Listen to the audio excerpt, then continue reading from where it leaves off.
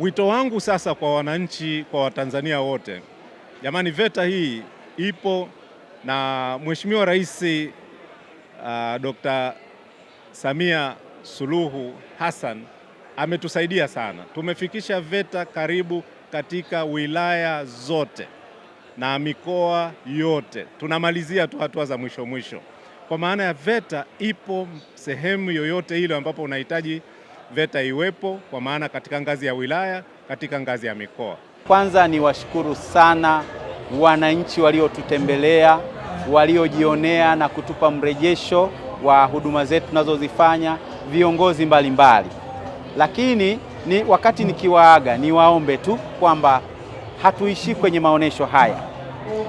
Bado kuna fursa za kujifunza mambo mengi zaidi kwenye vyuo vyetu ambavyo viko kote nchini.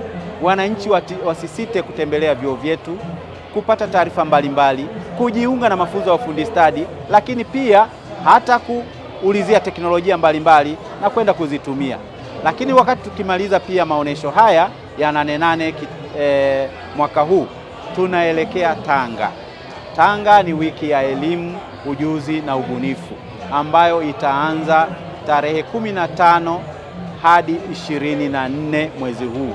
Kwa hiyo tunawakaribisha sana wananchi wa Tanga, mikoa ya jirani, hata eneo lolote lile, waje kwenye banda la VETA. Tutakuwepo nako, tutaeleza fursa mbalimbali, tutatoa elimu mbalimbali kuhusu mafunzo ya ufundi stadi na huduma tunazozitoa VETA.